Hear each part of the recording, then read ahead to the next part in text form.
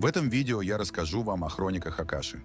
Я буду опираться на информацию, предоставленную такими авторами, как Линда Хау, Эрнесто Ортис, Морин Сен-Жермен, Кевин Тадеши, Эрвин Ласло и Дуглас де Лонг, чьи труды считаются одними из самых значимых в этой области. Их книги содержат ценные знания и глубокие исследования этого вопроса. Так что такое хроники Акаши? Представьте себе огромную космическую библиотеку, где хранится абсолютно вся информация о каждом человеке и мысли, когда-либо существовавших во Вселенной. Это и есть хроники Акаши. Сам термин «Акаша» пришел к нам из древнего санскрита и означает «эфир» или «пространство». В древнеиндийской философии Акаша — это первичная субстанция, из которой состоит все во Вселенной. Она невидима, но пронизывает абсолютно все. Это похоже на то, как сегодня мы думаем об интернете. Мы не видим его физически, но он содержит невероятное количество информации и соединяет нас всех. Только хроники Акаши — это космический интернет, существовавший задолго до появления компьютеров. Впервые на Западе об этой концепции широко заговорили в конце XIX – начале XX века, благодаря теософскому обществу, описывающему хроники Акаши как астральный свет, содержащий все знания и события прошлого, настоящего и будущего. Интересно, что похожие концепции существуют практически во всех мировых культурах, просто под разными названиями. В христианстве есть понятие книги жизни, где записаны все деяния людей.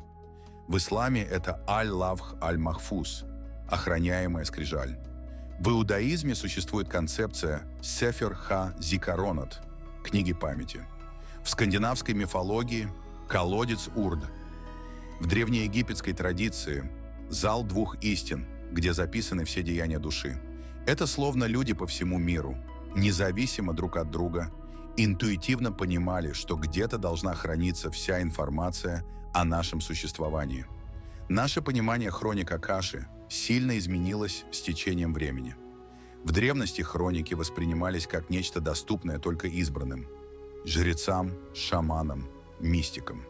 Считалось, что обычному человеку эта информация недоступна. В средние века работа с такими концепциями часто считалась опасной и даже еретической. Многие практики были вынуждены скрывать свои знания или передавать их тайно. В XIX и XX веках с появлением теософии и других эзотерических школ произошел настоящий прорыв. Идея хроник стала частью западного оккультизма и эзотерики. Сегодня наш взгляд на хроники Акаши стал гораздо демократичнее. Современные учителя и авторы книг о хрониках утверждают, что доступ к ним открыт каждому. Это уже не какое-то таинственное знание для избранных, а природная способность, которую может развить любой человек. Интересно, что в эпоху компьютеров нам стало даже легче понять концепцию хроник.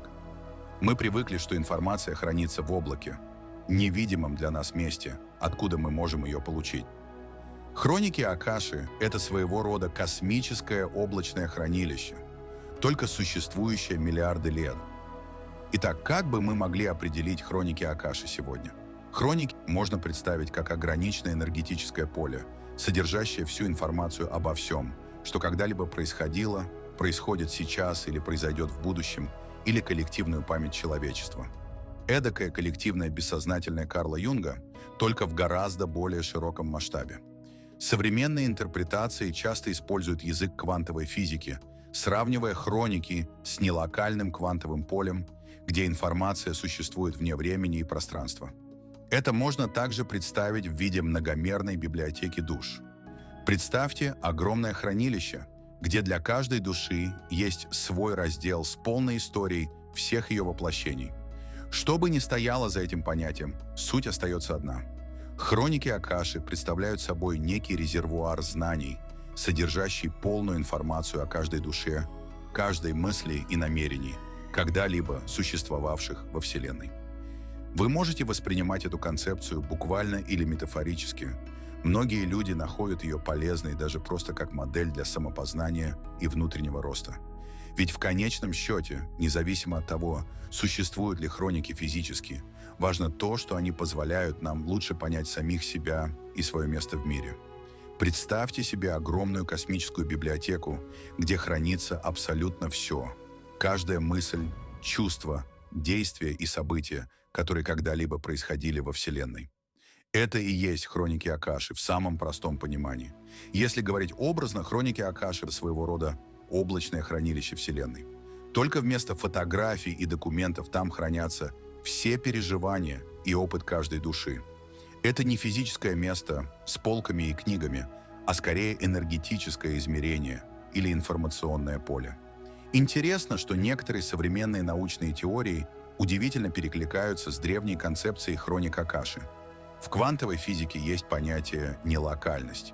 Явление, когда частицы могут мгновенно общаться друг с другом на любом расстоянии, словно информация существует вне времени и пространства. Физик Дэвид Бом предложил теорию свернутого порядка, согласно которой вся информация о Вселенной содержится в каждой ее точке. Это очень похоже на то, как описывают доступ к хроникам. Через любую точку сознания можно получить доступ ко всей информации Вселенной. А что, если наш мозг работает как своеобразный приемник, настраивающийся на определенные частоты информационного поля? Тогда хроники Акаши не мистика, а просто часть природы, которую мы пока не научились полностью измерять нашими приборами. Представьте, что все пространство вокруг нас заполнено невидимой субстанцией, которая записывает и хранит абсолютно все. Это похоже на то, как магнитное поле может запоминать информацию на жестком диске компьютера, только намного сложнее и масштабнее. Венгерский ученый Эрвин Ласло назвал это акашическим полем и описал его как фундаментальное информационное поле, лежащее в основе всего. По его мнению, это поле объясняет многие загадочные явления. От интуиции до синхронистичности, странных совпадений. Знаменитый психолог Карл Юнг говорил о коллективном бессознательном, общем для всех людей глубинном слое психики, где хранятся архетипы и общечеловеческий опыт. Хроники Акаши можно рассматривать как расширенную версию этой идеи. Только в них хранится не только человеческий опыт, но и информация обо всем сущем, от камней до звезд. Когда мы испытываем странные ощущения, «я уже был здесь» или внезапное понимание чего-то сложного без обучения, возможно, мы случайно подключаемся к этому общему информационному полю. Биолог Руперт Шелдрейк предложил теорию морфогенетических полей, невидимых структур, которые формируют и организуют развитие систем от клеток до целых обществ. Согласно этой теории, когда животное осваивает новый навык в одной части света, животные того же вида в других частях света начинают осваивать его быстрее, даже без прямого контакта. Как если бы существовало информационное поле, через которое передается опыт. Это очень похоже на представление о хрониках Акаши. Информация, однажды записанная, становится доступной и влияет на будущие события и существа. Представьте, что вся Вселенная — это огромный живой компьютер, где каждое событие записывается и хранится. Мы подключены к этой космической сети, и иногда в моменты озарения, глубокой медитации или внезапных откровений мы получаем доступ к ее базе данных. Некоторые научные теории уже подходят к границе, где древняя мудрость и современная наука начинают говорить на одном языке, просто используя разные термины. Возможно, в будущем мы создадим технологии, которые смогут измерять и регистрировать это информационное поле, и тогда хроники Акаши перейдут из области мистики в область науки, как это произошло со многими явлениями, которые раньше считались сверхъестественными.